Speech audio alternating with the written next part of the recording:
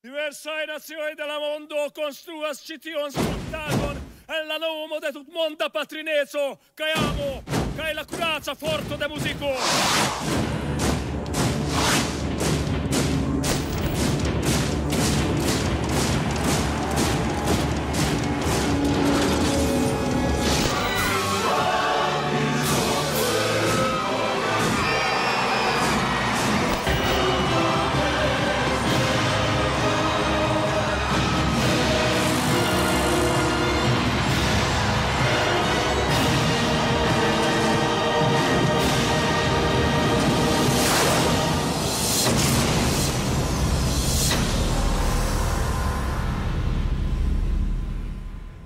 Ouh là là là là.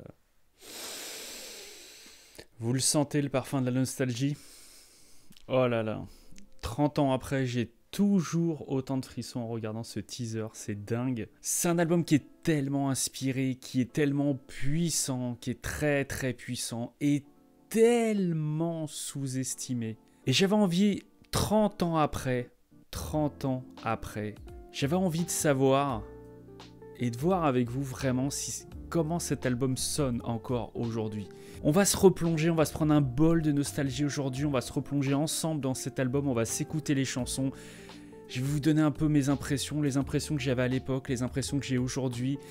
Et je vais essayer de vous expliquer un petit peu tout au long de l'écoute de cet album pourquoi je le trouve aussi fort et pourquoi je le considère comme son meilleur album.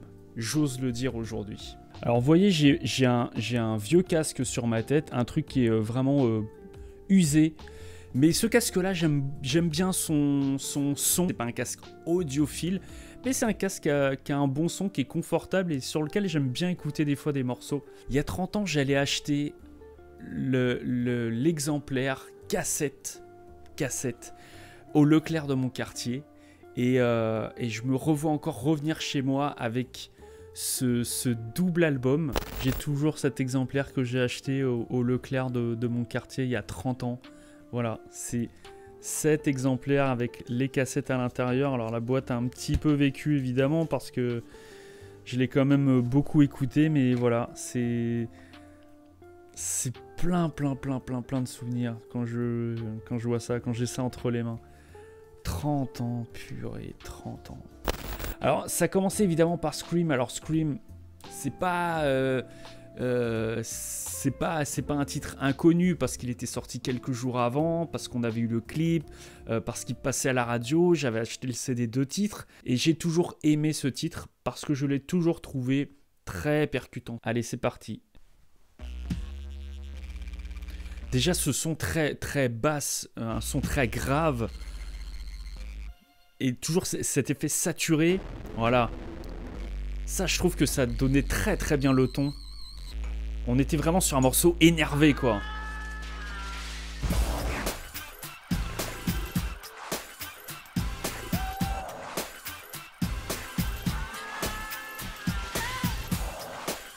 Qu'est-ce qu'il est bon, ce morceau. Alors, on a vraiment ce côté très énergique que j'adore. Je trouve que dans sa manière de chanter, on sent cette rage qu'il avait besoin de libérer. Alors, il y avait le truc à l'époque de dire que la voix de Janet avait été sous-mixée par rapport à celle de Michael. J'ai jamais trouvé. Et là, on arrive au refrain que j'aime beaucoup.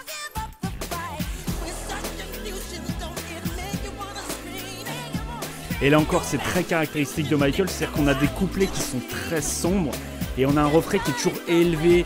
Là, on a les harmonies derrière qui relèvent l'ensemble. Le rythme n'est pas forcément très rapide, mais c'est un morceau qui est plein d'énergie. Il n'y a pas de lourdeur dans ce morceau. On a un côté très grave, très sombre, très énervé, mais c'est pas un morceau pâteau, pas du tout.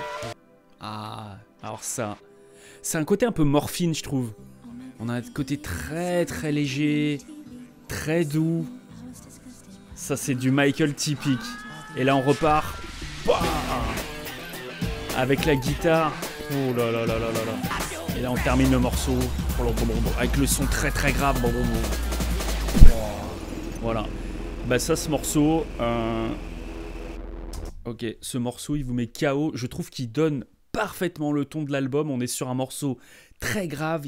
Il y a plein de choses que Michael a envie d'exprimer parce qu'on est vraiment sur un album revanche, un album de retour, un album sur lequel il voulait régler ses comptes. Et je trouve que ce morceau, mais il lance magnifiquement cet album. Alors après, on enchaîne avec They Don't Care. Alors ça, c'est un morceau. La première écoute, je me suis dit, waouh, c'est un morceau que je vais avoir besoin de réécouter parce que ce rythme... Alors ça, c'était très très cool, ça, cette intro avec les gamins, mais vraiment, ce rythme très particulier, je me souviens que au début, je me suis dit, oh, c'est bizarre, quoi. Alors, c'est des rythmes qui claquent, mais qui ne transpercent pas les tympans comme sur l'album Invincible.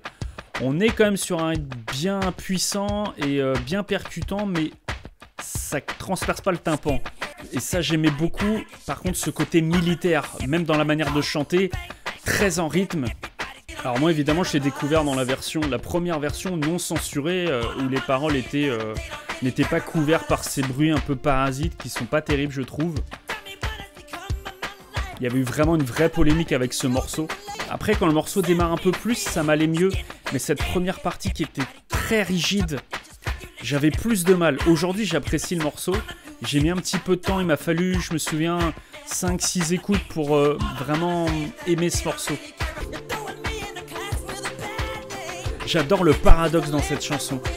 Côté très très cadré, très militaire, et derrière les harmonies qui allègent l'ensemble. Je trouve que c'est très très bien. Le mélange est parfait. Et ça c'était très très cool avec la guitare. Pareil, morceau très énervé. Michael était très très énervé sur cet album. Bah ouais. Non mais ce morceau, il est qu'est-ce qu'il est bon. Dès le deuxième morceau, en fait, Michael continue à régler ses comptes, quoi. Et je sais pas si on mesure aujourd'hui à quel point cet album était... c'était une claque à l'époque, parce que Michael nous avait pas habitués du tout à aborder des sujets aussi graves, aussi profonds, et surtout d'avoir des paroles aussi dures. C'était nouveau, en fait, hein. Personne était habitué à ça chez lui. Et ce que j'aime, c'est que dès le troisième morceau, on va passer sur un morceau qui est beaucoup plus... beaucoup plus mélancolique, léger aussi à la fois. On va être sur quelque chose de beaucoup plus doux, mais très mélancolique, puisqu'on va continuer avec Stranger in Moscow. Alors là, on a vraiment ce bruit de pluie, je trouve, qui symbolise un peu les larmes, qui symbolise quelque chose de très mélancolique, qui donne vraiment le ton, je trouve. Ça, c'est une merveille absolue. La première fois que j'ai entendu cette chanson, mais la progression dans cette intro, c'est une masterclass. On allait monter des corps derrière. Et ce rythme avec du beatbox, c'est... Voilà. Et on a vraiment Michael qui... Même dans sa manière de chanter, qui est très mélancolique. J'adore la manière dont les voix derrière répètent, en fait lui répondent. Je trouve que c'est un morceau dans lequel on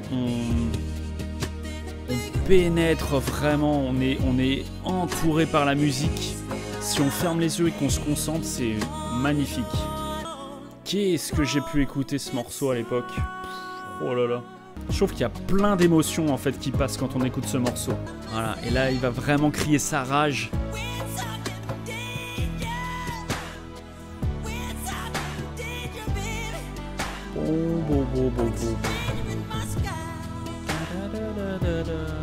Voilà, normalement c'est à partir de là que ça continue. Et là ils enchaînent avec la voix. Voilà. Alors que normalement ça continue encore un peu plus avec le piano. Je crois qu'il y a une vingtaine de secondes en plus. Bah ouais. Stranger in Moscow, c'est...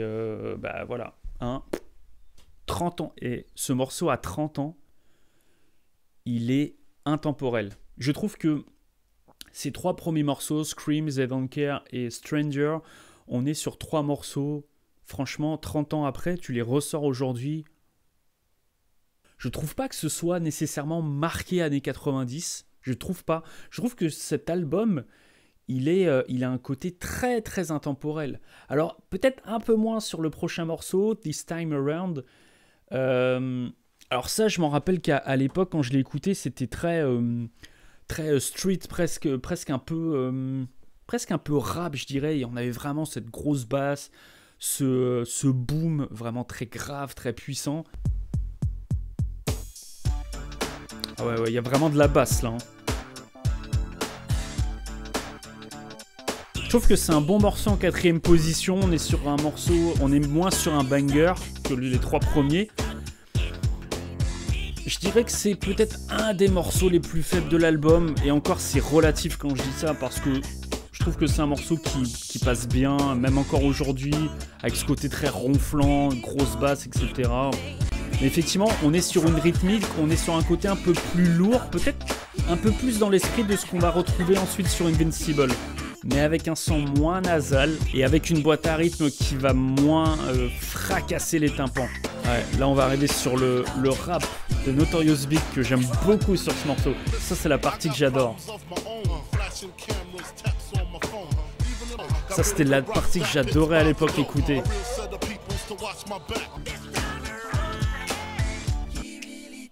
Ouais, je trouve que This Time Around, c'est un très bon morceau de transition entre les 3 premiers bangers et le banger qui arrive ensuite. C'est peut-être pas mon préféré sur l'album, mais bon, je le prends vraiment comme un morceau de transition parce que sinon, si Michael avait enchaîné tout de suite avec Earth Song après Stranger, peut-être que ça aurait fait peut-être un peu trop de bon, un peu trop bon. Et donc ensuite, on enchaîne avec The Banger. En fait, c'est pas facile pour moi de bien le prononcer, c'est Earth Song. Ouais, c'est pas trop mal. Et là, voilà, c'est. Allez, je lance. Alors là, déjà, on a la petite harpe au début.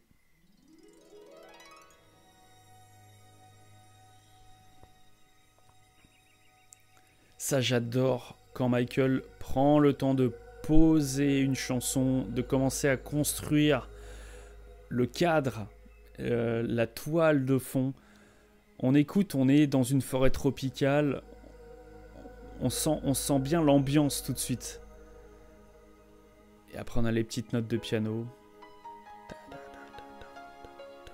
Ça accroche tout de suite. Ça, je trouve que à l'époque quand je l'écoutais, ça marchait tout de suite.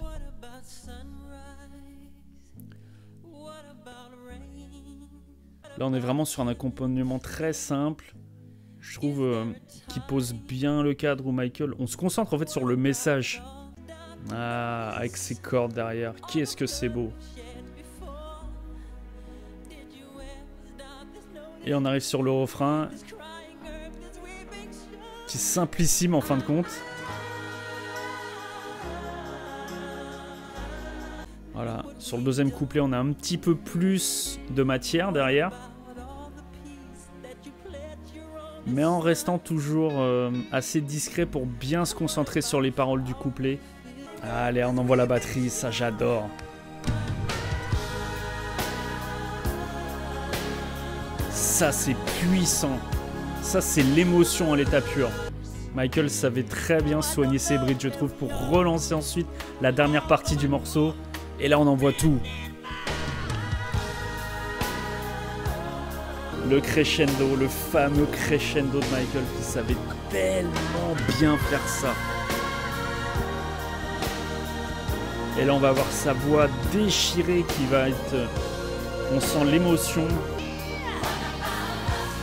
Les chœurs d'André Crouch derrière qui donnent un corps énorme.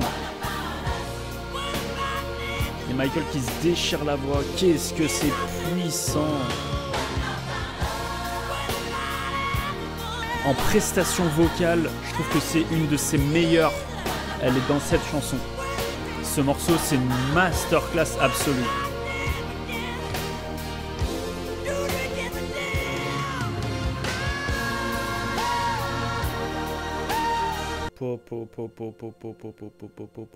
Po, 6 minutes 45 de bonheur. Et quand on termine ce morceau, on est KO.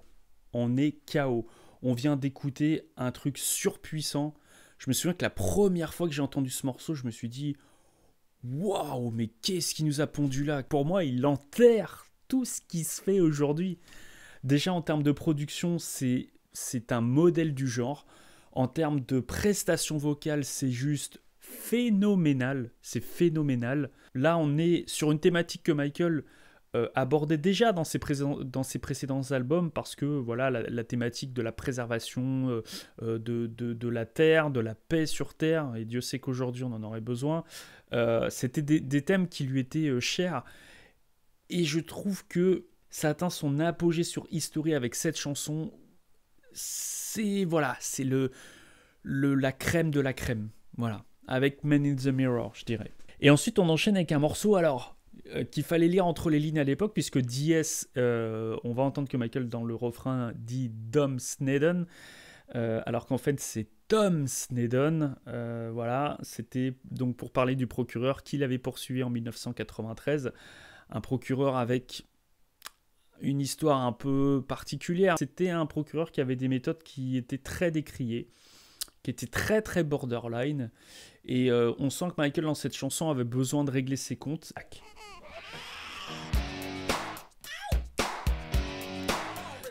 Pareil, on n'est pas sur une rythmique très très rapide, mais on est sur quelque chose qui claque. Par contre, j'adore la manière dont il s'appuie sur le rythme et la guitare. Je trouve que le mélange fonctionne très très bien, on a une bonne rythmique, et même sa manière de chanter. En fait, la manière dont il s'appuie sur le rythme, j'ai l'impression d'écouter un peu des morceaux de rap de l'époque où les rappeurs s'appuyaient beaucoup sur le rythme pour déclamer leur texte, et je trouve que là on retrouve un peu cette manière de faire, en étant un morceau rock évidemment. Alors là, à l'inverse des autres morceaux, on est sur des couplets sombres et un refrain sombre. On n'a pas cet effet de transition comme il peut faire parfois sur d'autres morceaux. On a une légère nappe derrière de synthé, mais il cherche pas à relever le morceau. On reste sur un morceau très coup de poing en fait. Dom Sneddon est un homme mort. C'était fort, hein, n'empêche. On est encore sur un morceau règlement de compte, hein. Ah, il a un slash. Et là, on n'a pas de synthé derrière, on n'a que des guitares pour accompagner. Donc on a toujours cet effet très lourd, très heavy.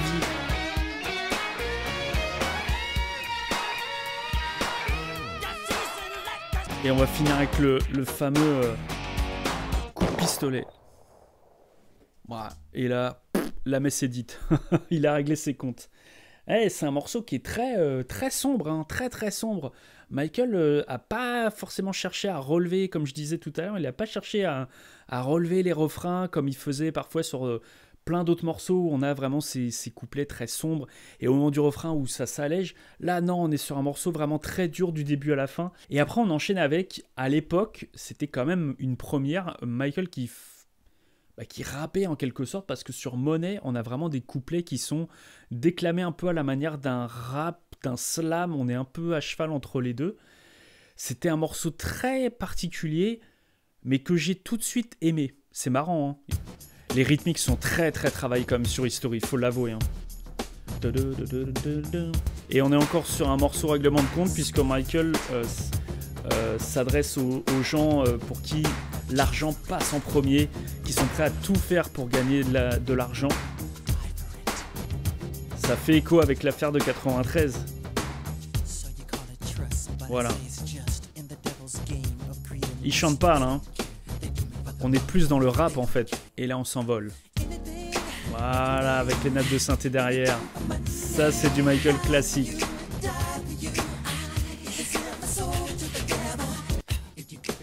Je trouve qu'il fonctionne bien ce morceau. Je sais pas, Michael qui rappe, ça marche. Il peut vraiment se coller à plein de styles de musique différents, c'est dingue, hein. Ah, moi je trouve que ça fonctionne très bien, hein.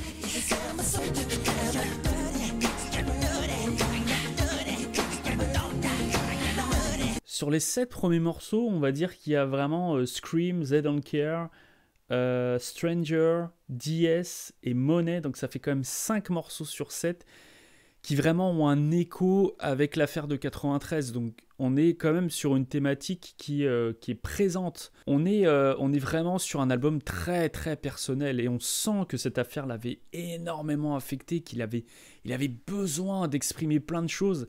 Et je trouve que ça rend cet album très puissant, très très puissant. Et ensuite, là on enchaîne avec la curiosité de cet album, à savoir Come Together. Et pourquoi Michael a mis un morceau des années 80 dans son album de 95, un morceau qu'il avait proposé sur le film Moonwalker en 89 et qui se retrouve 6 ans plus tard sur son album. Alors moi à l'époque j'étais content parce que j'avais pas acheté le single de Remember the Time, donc je n'avais pas Come Together en face B. Donc j'étais content d'écouter vraiment ce morceau sur l'album. Mais rétrospectivement, je me dis pourquoi il a mis cette chanson.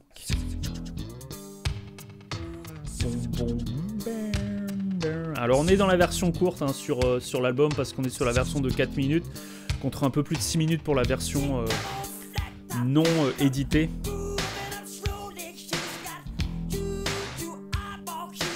Ah ouais, ça, cette grosse caisse, ça je peux vous dire que sur une grosse installation hi-fi, ça tabasse, vraiment. Il fait pas forcément très très années 80 ce morceau au final. Donc il dénature pas trop dans l'album History.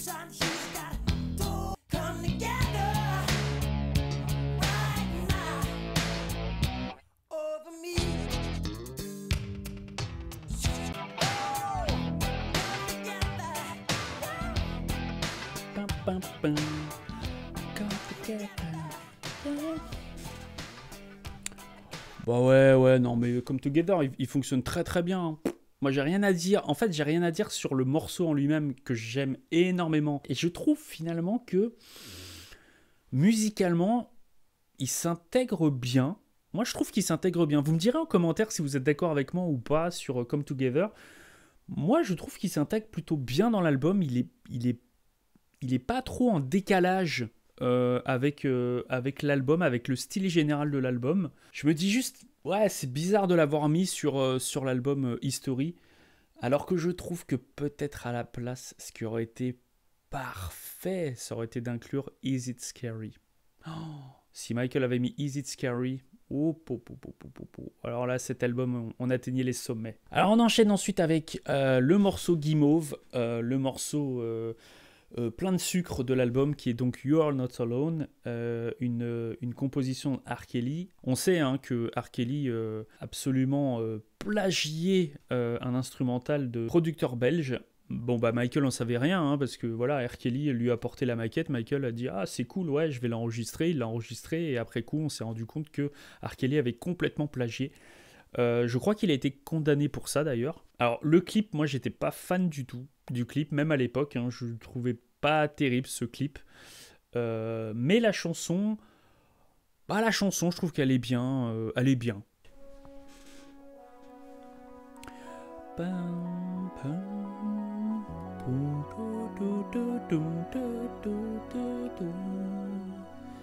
On sent qu'on est sur l'instrumental plus synthétique, je trouve. Par contre, vocalement, j'adore. Ah, ça dégouline, ça j'aime. Hey. Ça voilà. C'est typique des productions des années 90 de R&B que j'aime. J'ai pas un briquet, merde, c'est con. J'aurais brûlé mon briquet.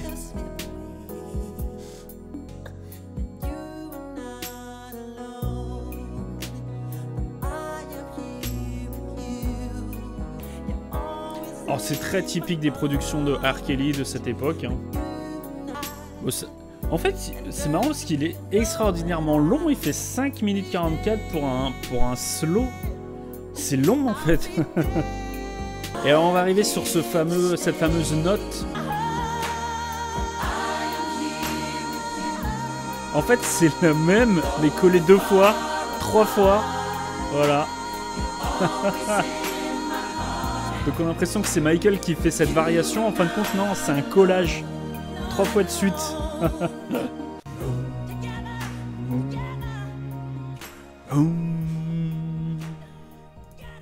Bah ouais, c'est le petit morceau sucré de l'album qui marche bien. Moi j'aime bien You're Not Alone, hein, même si je sais que c'est un morceau plagié, moi j'aime bien. J'aime bien l'écouter. Alors je sais que certains disent ah c'est un morceau un peu cucu, etc. Ouais, mais en même temps il est très représentatif de ce qui se faisait à l'époque et je trouve que ça allait bien à Michael. Je pense pas que j'aurais aimé tout un album comme ça de sa part, mais un morceau comme ça dans l'album, je trouve que ça marche bien, ça marche très très bien. Et après on enchaîne avec une autre merveille, Childhood. Alors Childhood, encore une fois on est sur le morceau, une thématique très personnelle pour Michael, puisqu'il parle de son enfance, il demande à ce que les gens ne le jugent pas sans connaître sa vie, etc. Donc on est sur une déclaration très touchante de sa part, je trouve. C'est un joyau, Childhood. On est sur une orchestration philharmonique pure. On n'est absolument pas sur quelque chose d'artificiel. On est sur quelque chose d'enfantin, de très féerique, de très poétique. C'est un morceau très très poétique et avec une thématique tellement touchante, je trouve. Ah là là, ces petits sons cristallins derrière, qui souligne ce côté enfantin.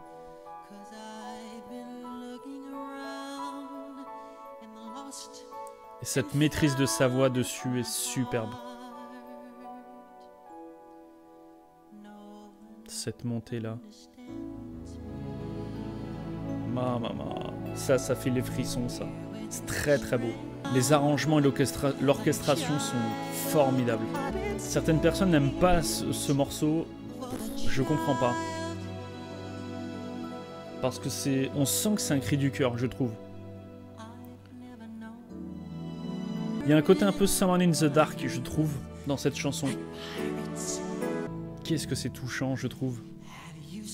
C'est vraiment touchant. Et là, la musique.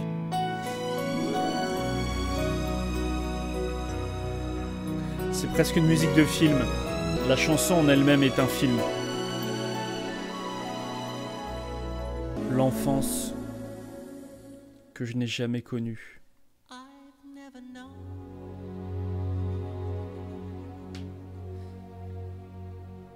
Il parle vraiment à cœur ouvert, hein. C'est très très beau ce morceau. Je crois que beaucoup sont passés complètement à côté. Je crois que j'ai tout dit pendant le morceau. C'est voilà, c'est de la pureté, c'est un voyage dans son esprit, ouais, c'est vraiment une chanson à cœur ouvert. Je la trouve extrêmement touchante, cette chanson. C'est probablement la chanson dans laquelle il se livre le plus, en fait, dans tous ses albums. C'est probablement cette chanson. Et ouais. Et après, on enchaîne avec... ouais, je vous avais déjà parlé de Tabloid Junkie, qui est pour moi un des morceaux ultra sous-estimés de sa discographie, qui est un morceau qui est tellement puissant, tellement puissant. La première fois que je l'ai écouté, j'ai dit « Oh, purée !» Qu'est-ce qui percute ce morceau? Ah ça, c'est presque un morceau, imaginez un peu, vous me direz en commentaire ce que vous en pensez, c'est presque un morceau qui aurait pu ouvrir l'album. Si History avait commencé avec ce morceau, ça aurait eu déjà totalement du sens, parce que Tabloid Junkie, voilà, parle des tabloïds qui se sont déchaînés contre lui. Donc on est encore sur une thématique en rapport avec l'affaire de 93. C'est vraiment le fil rouge de cet album de toute façon. Et je trouve que ce morceau aurait très bien pu commencer l'album, hein. Imaginez, vous me direz ce que vous pensez en commentaire. Alors, on a toutes ces voix qui se mélangent et d'un seul coup...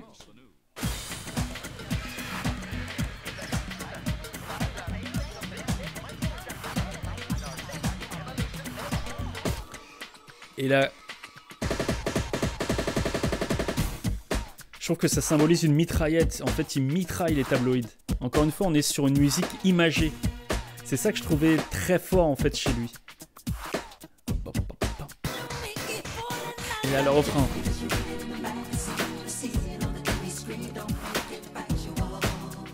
Avec les harmonies qui relèvent l'ensemble. Parce que là, on est vraiment dans ce morceau, on est sur la construction classique, c'est-à-dire les couplets très sombres et les refrains qui remontent. Et là, on redescend de nouveau. L'ascenseur émotionnel comme Michael savait faire. Qu'est-ce qui claque ce morceau? Qu'est-ce qui claque? Le bridge est très fort. On va voir la voix de Michael très éraillée, très sombre. Ah. Les voix, ça se mélange. On a cette montée en intensité et d'un seul coup, on repart.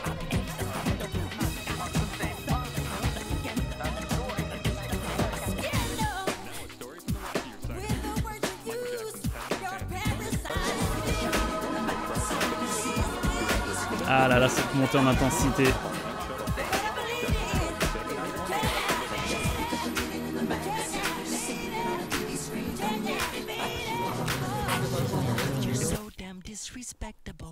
Bah voilà, on est sur un exemple typique d'un morceau ultra percutant qui fonctionne magnifiquement bien, qui vous laisse KO en fait. Ça, j'aimais bien cette manière que Michael avait. C'était de nous laisser KO des fois après certains morceaux. Bah là, on est dans l'illustration parfaite et typique. Et je trouve qu'il aurait pu très très bien ouvrir cet album. Alors après, on enchaîne avec Too Bad. C'est un morceau que j'ai appris à aimer et que j'aime aujourd'hui beaucoup écouter. Peut-être que le court-métrage Ghost m'a appris à l'aimer. Peut-être. Non, je crois qu'en fait, Non, je dis des bêtises parce que je me suis mis à l'aimer avant Ghost. Pareil, on est sur quelque chose d'un peu rap, un peu urbain.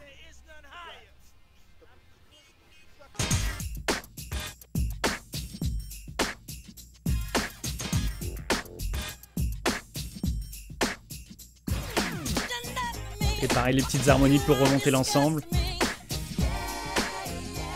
En fait, je trouve que ce qui marche très très bien sur ce morceau, c'est vraiment le travail sur la rythmique, qui est très lourde.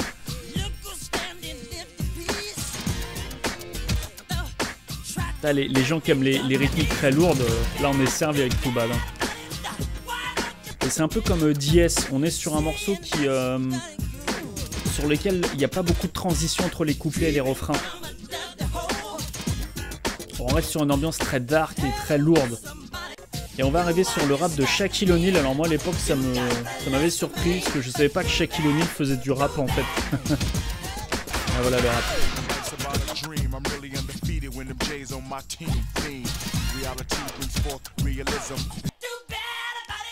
Ouais, bah Too Bad, je trouve que c'est un peu comme This Time Around. On est sur un morceau un peu de transition entre deux gros bangers qui sont Tabloid Junkie et le banger qui vient ensuite. Bah ouais, moi c'est un morceau que j'aime écouter.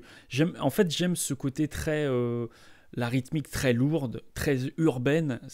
Sur moi, ça fonctionne bien. Donc ensuite, on enchaîne avec History. Alors History, donc, qui est le titre éponyme de l'album, qui est pareil, une fresque, vraiment une fresque musicale, qui est un morceau qui est très long à démarrer. Ah, bon, là, on est sur la deuxième version. Normalement, la musique d'intro était différente dans la version originale.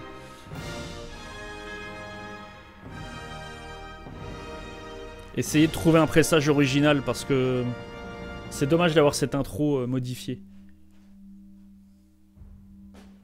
Ah, c'est très très long à se mettre en place au début. Donc on est vraiment sur cet effet d'histoire, de fresque historique. Pam, pam, pam, pam, pam, pam, pam, pam, pam.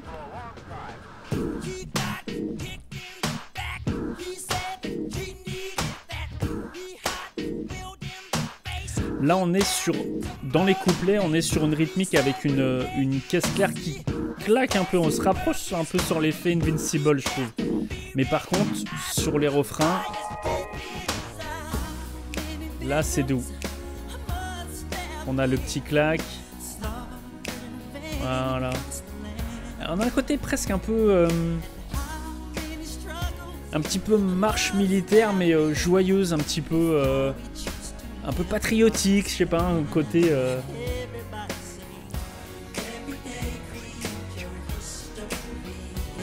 Voilà, et là on va envoyer la dernière partie où tout va monter.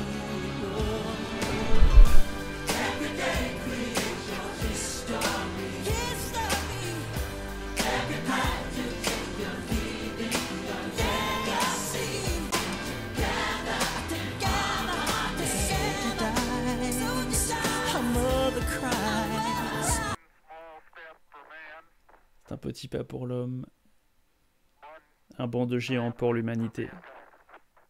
Ouais, moi j'aime ce côté, ouais, ce côté fresque historique. Je trouve que ce morceau était très original pour ça. Après, c'est vrai que c'est un morceau qui est long. Peut-être que ça manque un peu de rythme dans certains passages. Mais par contre, je trouve que c'est un morceau très original. Et moi, j'ai toujours beaucoup aimé History. Beaucoup. Alors ensuite, on enchaîne avec, je dirais, le morceau que j'aime le moins de l'album. C'est Little Suzy. Little Suzy, alors c'est un morceau qui est très beau. J'ai rien à dire sur l'interprétation de Michael. J'ai rien à dire sur le morceau en lui-même. C'est juste que je trouve que c'est un morceau dont la thématique tranche un peu avec l'album, puisque là on parle d'une petite fille qui a été tuée, etc. Quand j'écoutais la nuit l'album, cette petite fille qui chante au début avec sa caisse, avec sa boîte à musique, ça avait un côté fantomatique, un peu poltergeist, et j'aimais pas trop. Pareil, c'est un morceau qui est très long à démarrer, hein. Là on a les chœurs, cette espèce de requiem. Parce que là, on est à quoi? On est à 1 minute 40, le morceau a toujours pas démarré, on est toujours dans l'intro. Hein. Voilà, là on va voir la petite fille avec sa boîte à musique. Moi, ça me faisait flipper en fait à l'époque. En plus, là, j'enregistre ce soir, il est minuit 30, je suis tout seul à la maison. Et j'ai ce côté fantomatique là dans les oreilles. Heureusement que j'ai plein de lumière là dans la pièce parce que je suis pas très rassuré. Ouais, vous voyez, 2 minutes 30, le morceau a toujours pas démarré. Il est très très long, c'est ça que je trouve dommage dans ce morceau. C'est trop long en fait à démarrer.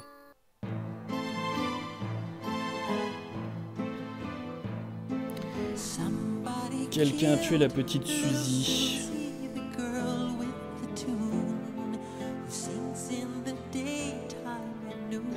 Sur l'interprétation, j'ai rien à dire. L'intensité, l'émotion, tout est là. Après, c'est pas un morceau qui me touche en fait.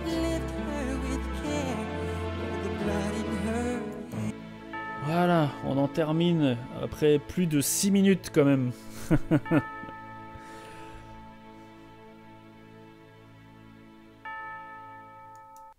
Bah, on va dire que c'est aussi un morceau de transition entre History et Smile pour conclure cet album. Mais voilà, c'est le seul morceau qui me touche pas. C'est étonnant, hein, vraiment étonnant. J'arrive toujours pas à comprendre pourquoi ce morceau ne me touche pas, même encore aujourd'hui.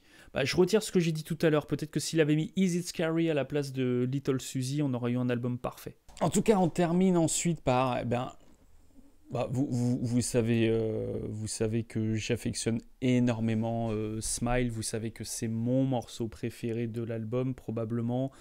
Smile, pour moi, c'est je dirais une véritable épitaphe musicale pour Michael. J'aurais adoré qu'il termine sa carrière musicale avec ce morceau. Voilà, j'aurais aimé que ce soit le dernier morceau du dernier album de Michael Jackson. Smile, c'est...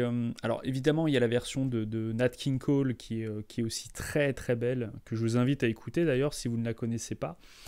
Mais Michael, dans son album, arrive à mettre sa touche, à mettre son univers. Les arrangements de David Foster aussi jouent beaucoup, mais là on est vraiment en présence d'une magnifique version qui est très touchante et qui, je trouve, termine très bien cet album, qui commence en fait par une chanson très dure qui est Scream, où Michael hurle un petit peu sa douleur, sa rage, et on finit sur une note beaucoup plus légère, beaucoup plus poétique, où on a l'impression que Michael un petit peu se parle à lui-même en se disant gardez le sourire, garde le sourire, si on garde le sourire, tout ira bien.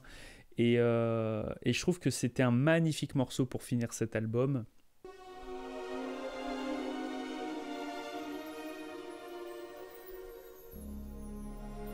Quand je réécoute ces notes, je me revois l'écouter avec Bruce Sweeney en studio. Avec Bruce à juste quelques, 3 mètres devant moi. Je voyais sa silhouette dans le noir, et comme si Michael devant nous chantait à tous cette chanson.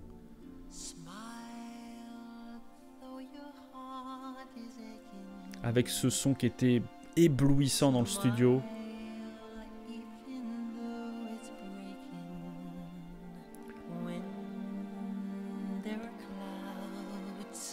Quelle émotion.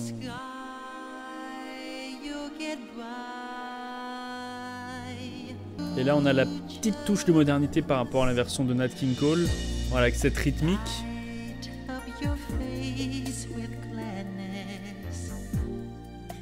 Qui ajoute juste la petite touche de modernité, mais en gardant vraiment tout l'esprit de la chanson.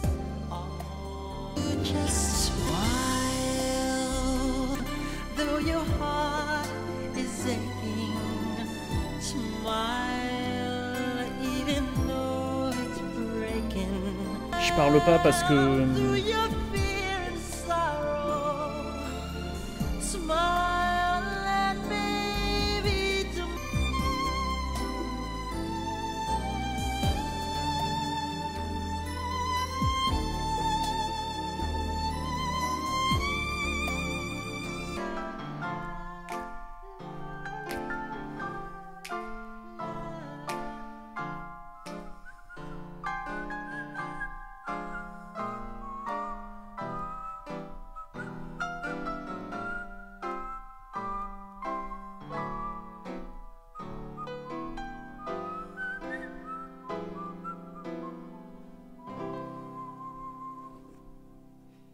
Son petit rire derrière.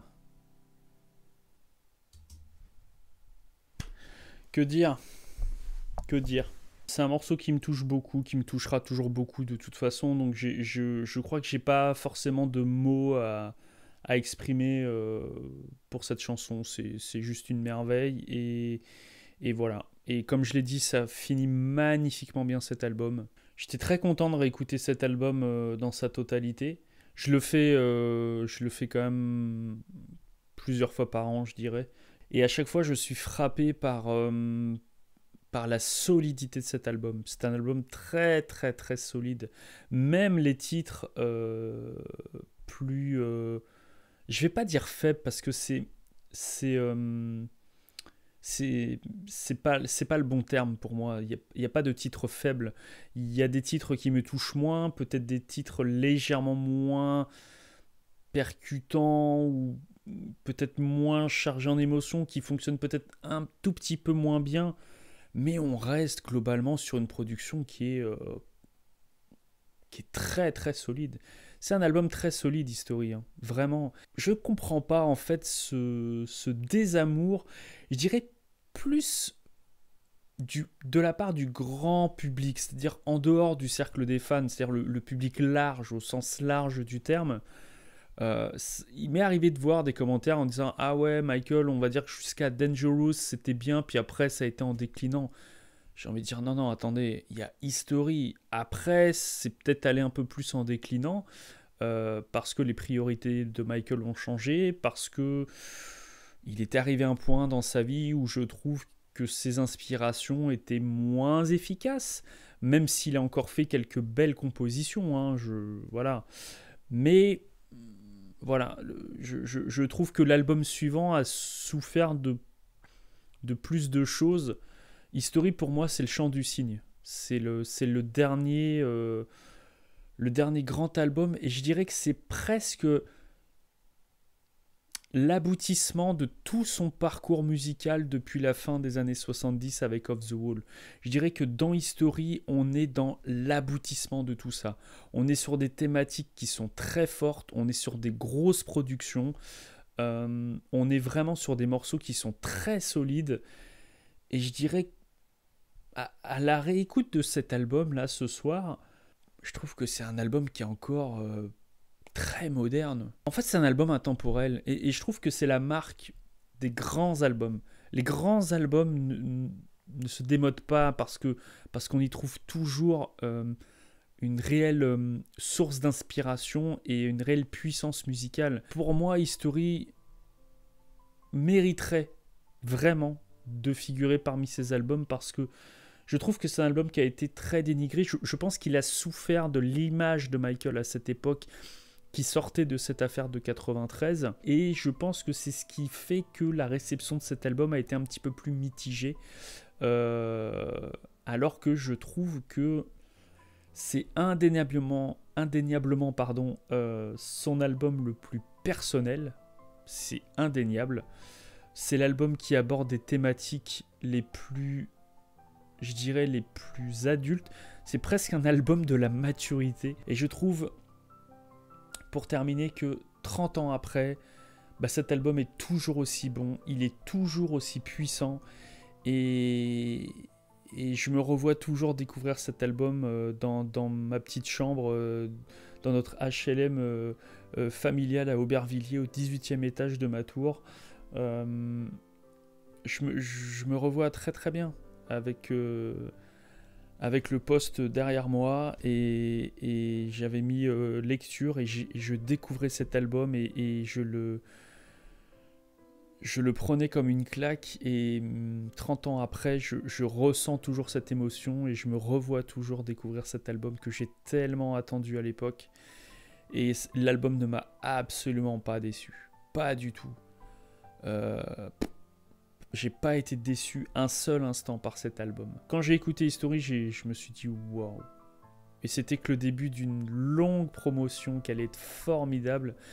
Je vous avais partagé pas mal de mes souvenirs dans la vidéo que je vais vous mettre ici en illustration et je vous la mettrai également en description. Je vous avais livré pas mal de souvenirs, donc je vous invite à la voir peut-être pour prolonger un petit peu cette vidéo d'aujourd'hui.